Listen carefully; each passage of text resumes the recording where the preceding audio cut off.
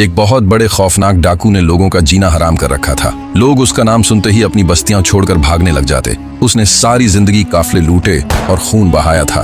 फिर एक दिन डाकू ने एक बहुत बड़े शाही काफले को लूटा और हीरों जवाहरात से भरी एक भारी थैली छीनकर फरार होने लगा। बादशाह की फौज इसके पीछे लग गई।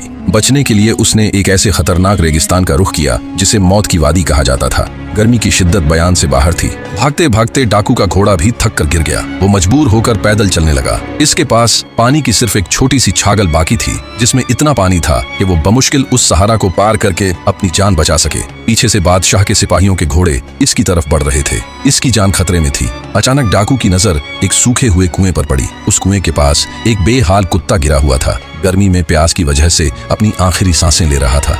डाकू चंद सेकंड के लिए रुका। एक तरफ उसके पास हीरों से भरी थैली थी जिससे वो सारी जिंदगी बादशाहों की तरह गुजार सकता था, और दूसरी तरफ थोड़ा सा पानी जो उसकी अपनी जान बचा सकता था। बादशाह की फौज तेजी से करीब आ रही थी। उसने सोचा, ये तो सिर्फ एक कुत्ता है, मुझे अपनी जान और ये खजाना बचाना है। लेकिन फिर अचानक उसको उस कुत्ते पर रहम आ गया जिसने जिंदगी में कभी किसी पर रहम नहीं खाया था। अचानक उस दिन उसका जमीर जाग उठा। उसने सोचा, मैंने सारी जिंदगी दरिंदों की तरह दुनिया की आर्जी दौलत के लिए इंसानों की जानें ली है। आज क्या मैं अपने इस गंदे वजूद से एक बेजबान की जान बचा सकता हूँ? डाकू ने हीरों से भरी वो कीमती थैली फेंक दी। वो सोना अब उसके लिए मिट्टी बन चुका था। उसने अपना चमड़े का जूता उतारा, उसमें अपना बचा हुआ सारा पानी डाला और उस प्यासे कुत्ते को पिला दिया। कुत्ते ने पानी पिया, उसकी सांस बहाल हुई और वो इसे देखकर अपनी दुम हिलाने लगा। ऐन उसी लम्हे बादशाह के दर्जनों सिपाही वहां पहुंच गए और उन्होंने डाकू को तलवारों के घेरे में ले लिया। सिपाहियों को लग रहा था कि ये खौफनाक डाकू हमसे लड़कर मुकाबला करेगा, लेकिन वो ये मंजर देखकर दंग रह गए। हीरों की थैली जमीन पर लावारिस पड़ी थी